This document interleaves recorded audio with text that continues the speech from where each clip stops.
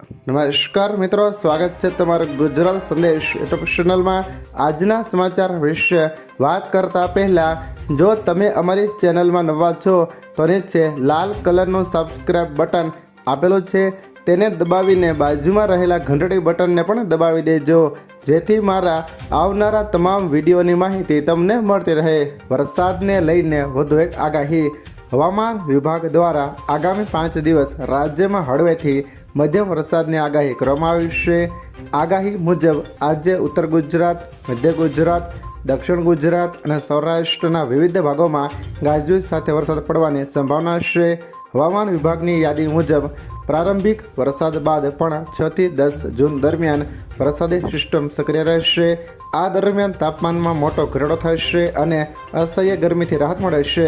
ત્યાર પછીના સમાચાર વિશે વાત કરીએ તો કાર ખરીદનારને મોટો ઝટકો, ભાવ વધ્યા।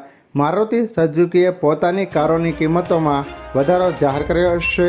કંપનીએ વધતા ઉત્પાદન ખર્ચ અને ઓપરેશનલ ખર્ચને ધ્યાનમાં રાખીને આ નિર્ણય લીધો છે।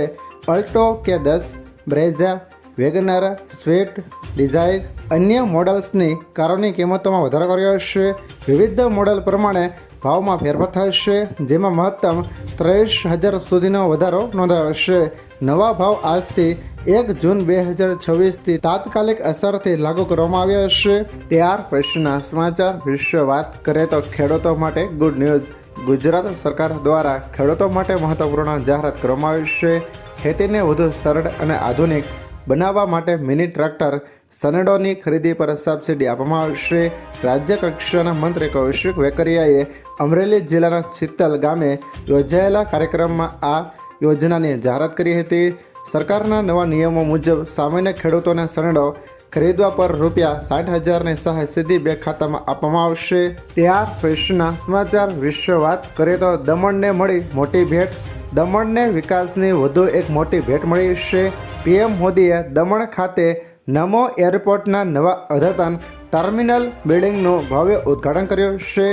આધુનિક સુવિધાઓથી સજ્જ આ ટર્મિનલ પ્રદેશની હવાઈ કનેક્ટિવિટીને મજબૂત બનાવશે અને પ્રવાસને ક્ષેત્રને નવી ગતિ આપશે। સાથે જ સ્થાનિક વેપાર, અર્થતંત્ર અને રોજગારીની તકોમાં પણ વધારો થવાની અપેક્ષા છે। આ પ્રોજેક્ટ દમણના સર્વાંગી વિકાસ માટે મહત્વપૂર્ણ પગલું માનવામાં આવી રહ્યો છે। ત્યાર પછીના સમાચાર વિશે વાત કરીએ તો રેલવે ઇતિહાસનો સૌથી કાળો દિવસ 6 જૂન 1981નો એ ભયાનક દિવસ હજુ પણ લોકોના મનમાં તાજો છે। 45 વર્ષ પહેલાં બનેલી બાગમતી ટ્રેન દુર્ઘટનાએ આખા દેશને હચમચાવી નાખ્યો હતો। આ દિવસે ભારતની સૌથી ભયાનક ટ્રેન દુર્ઘટના બની હતી। બિહારના ખગરિયા જિલ્લામાં અનેક પેસેન્જર ટ્રેનના ડબ્બા પુલ પરથી નદીમાં ખાબકી ગયા હતા। આ દુર્ઘટનામાં લગભગ 800 લોકોએ જીવ ગુમાવ્યા હતા। 286 મૃતદેહો મળી આવ્યા હોવા છતાં 300થી વધુ ગુમ થયેલા લોકો હજુ પણ ગુમ છે। તે સિવાય જો મિત્રો વાત કરીએ તો આવી ગઈ ગુડ ન્યૂઝ। મિડલ ઇસ્ટમાં ચાલી રહેલા તણાવ વચ્ચે ભારતમાં પેટ્રોલ ડીઝલના ભાવ આસમાને આંબી રહ્યા છે। વધતા ભાવને લઈને સરકારે મોટી રાહત આપી છે। દિલ્હીમાં કેન્દ્ર સરકારે પેટ્રોલથી લગભગ ₹20 સસ્તું ઈંધણ ઉપલબ્ધ કરવાની વ્યવસ્થા કરી છે, જે માટે સરકારે દેશનો પહેલો E85 પેટ્રોલ પંપ પર પણ શરૂ કર્યો છે। E85નો અર્થ છે કે તેમાં 85% ઇથેનોલ અને 15% પેટ્રોલ હશે।